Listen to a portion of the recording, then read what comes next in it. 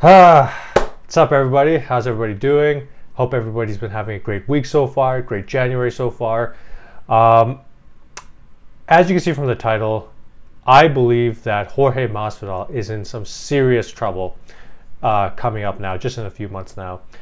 Um, if you look on my channel, now, don't click away from my video because I want you to continue watching my video.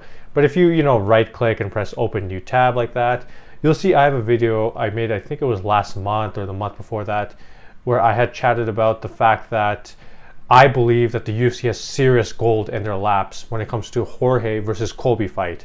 Now, in the video, I was talking about how they should have made the Ultimate Fighter season and then kind of mashed them around that. Now, obviously, with the timing and there was the pullout of Volkanovski and Holloway and stuff like that, it just kind of worked out. They weren't able to do a tough season. And for me, honestly, I don't watch the Ultimate Fighter. The only reason I would want to watch Colby versus Jorge as Ultimate Fighter is not for their coaching skills, sorry to say, mostly for the drama. And I think a lot of people would have wanted to see it just for the drama back and forth. And I think it would have built up into a bigger fight with that. Am I recording? Yes, I am recording. Okay, I always have to make sure I'm recording. So, they're not doing that, right? They're just making the fight. It's going to happen in March, I believe, right? Yes, Saturday, March 5th at the T-Mobile Arena. I said that this is the fight to make for them. This, alongside Nate Diaz versus Dustin Poirier, in my opinion, are gold mines for the UFC for non-title fights. Typically, they put title fights to the main event. They like to mark a champion versus champion. They like to order it and rank it by weight class for champions. Typically, they like to do that. Now, on occasion, as long as the person is a big enough star like Conor, you could do like a Conor versus Cowboy main event. There's other main events you could do historically where you don't need a title fight on. But most of the time, the UFC likes to put title fights as their main event.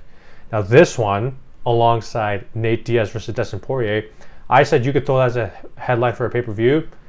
I'm buying it, and I believe other people will buy it. Now, in my opinion, if this is promoted correctly, which I don't know because of COVID and stuff, I don't know how they're going to be able to promote it correctly if they can. I always said, look, this can hit minimum 500K pay-per-view buys. Colby and Jorge headlining the card. Without, and having a decent co-main, maybe a decent third fight, this can hit 500K. I believe it has that potential. And in this day and age, hitting 500K without a title fight in the headlines, that is highly, highly impressive. So I believe it can do that. Now, one of the things we do have to take into consideration, of course, is the fact that Jorge did get brutally knocked out in his last fight. He has lost 2 in a row. Let's just play this again quickly. I'm not trying to diss Jorge, but let's just be real. Where is this? Yep. Y'all know what happens. Jab. Boom, boom, boom. And he's out. So we've all seen that. We all know what happened in his last fight. Now, to me, Jorge just ran into some bad luck, and he's in serious trouble.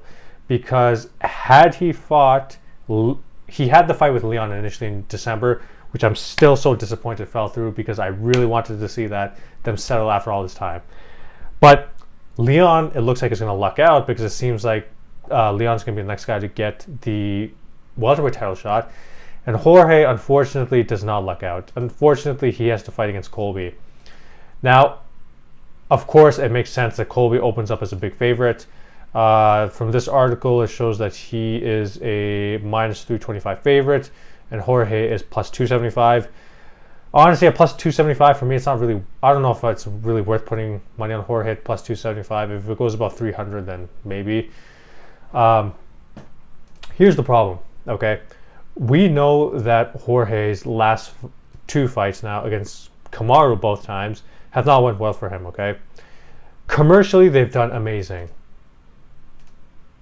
UFC 251 brought in 1.3 million pay-per-view buys, approximately, which is ridiculous. Obviously, that really shows Jorge's star power. And then UFC 261 did roughly 700,000 pay-per-view buys. Roughly, domestically 700,000, which is still really, really big. It didn't do as big as the first time. You could say there might have been different reasons for that. It didn't do as big as the first time. However, 700K is still really, really big. Now, 2 things that happened. Obviously, he got brutally knocked out. here. God damn, that's a brutal image to leave it on. So he got brutally knocked out, and now he's lost 2 in a row. I do think that his star power is going to take a hit from that. You don't come out from getting brutally knocked out like that in a viral clip, and you're not retaining all your star power of that, in my opinion. So most likely Jorge's not going to be at his peak. Let's say this fight happened after the first Kamaru fight. Okay, it's a bit of a different story. Now, I don't know how much of a star power is going to carry through. I still think there will be some, but I'm sorry. You get knocked out like this, you're not retaining all your star power. Like, this went incredibly viral. This was shared around, and this was seen as Kamaru's breakthrough moment. He had the Gilbert Burns fight, and then this was seen as Kamaru's breakthrough moment. So, yeah. So unfortunately, this happened. Now, when I'm saying that he lucked out, I feel like the Leon fight would have been a really, really good fight for Jorge to return at, because it's a striker matchup. He has a pretty decent chance of winning. But obviously, in my eyes, Colby and Kamaru are pretty evenly matched up. As of right now, you can argue they're probably number 1 and 2. As of right now, and this is just a horrible style matchup for Jorge. Colby can just implement a similar game plan to what Kamaru did in the first fight, and he can even do a little bit of similar to what Kamaru did in the second fight, where Jorge's going to be scared of the takedown threat. I'm sure they've trained before. I'm sure Jorge knows what Colby's takedown threat is, and it could end up kind of like the first fight, where Jorge never really got going. Like, throughout the whole fight, like, he never really got going because he was always worried about the takedown. Kamaru just did his thing on his feet and eventually knocked him out. Now, I don't think that Colby's going to knock Jorge out. I think it's going to be Colby wins via decision. But here's the problem. This is the other reason he lucked out. Not just because he's potentially going to lose this fight, but after this, when you've lost 3 in a row, to have that surge he was on for the past, like the fights before the Kamaru fights with Till, Askren, and then Diaz, and then now losing 3 in a row, does not look good. And the problem is, after this, in my opinion, the only fights that Jorge will have after this is he's not going to fight just any random person on the UFC rankings. Like, where's the... Give me a second. What? No, rankings. What are rankings? Welterweight. Do I think that Jorge, if he loses, is going to fight Gilbert Burns? No. Is he going to fight Edwards again? I don't know. Is he going to fight Luque, Bilal Muhammad, do a Stephen Thompson rematch, fight Magny, fight Brady, fight Chiesa, fight Khamzat? I don't really think so. Khamzat's an interesting one because maybe there could be like a really big fight you can set up there, but let's put it to the side. I think once he loses this, all Jorge has left after this is another fight with Diaz. That's a big fight. And he has, somehow, if they can get Conor to come to 170 and fight him. Those are pretty much the only 2 big fights he has left after this. Now, if he had beat Leon and gotten a win, and I believe he has a better chance to beat Leon, he kind of has different choices. He says he has a win. He retains some of his name. He gets to do maybe match up with different people in the division then, kind of maybe make another run towards the top, whatever it is. But in my opinion, when you have to fight Colby now and he loses, a win for either guy, first of all, doesn't even do much. If Colby wins, is he going to get a third fight with Kamaru? No. If Jorge wins, again, do I think that Jorge wants to fight anybody else? No. And if he loses, which I anticipate, is he going to fight Gilbert Burns or Luque or Bilal Muhammad or any of these guys? Those aren't big fights for him.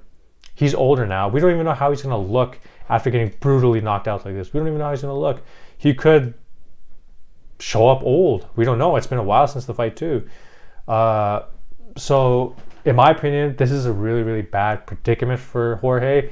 At least if he had the Leon fight, it would have been like, bam, chance of winning, get back in there. But now if he loses to Colby, which I do think is going to happen, he only really has like maybe a Conor or Diaz fight left, because I don't think he's going to take anybody else. So his options are limited. And are those guys going to be available? We don't know. I think this is a really, really bad spot for him, and this could kind of signal the start of Jorge's end. as you know, as much as it sucks, because I always hate seeing people I've been watching for a long time kind of come to their end. It happens with everybody, you know, when you've been watching the sport for long enough. But I think this is it, guys. I think he's going to lose this fight. He'll have those 2 fights left for him if they can somehow make it, but I don't think he's going to want to fight other people after this.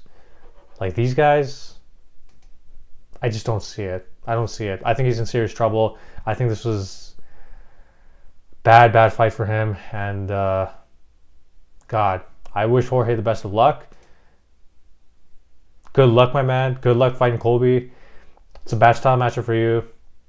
And, again, after he loses, like I said for the 5th time, not many options out there, especially at his age now. He's in his late 30s now. Tough.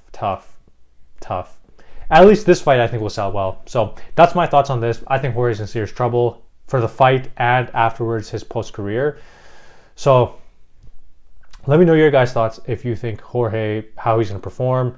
If you think this is maybe the beginning of the end for Jorge. How you think the pay-per-view is going to perform as the headliner of a non-title, being a headliner of a non-title fight. Let me know all your thoughts in the comment section below.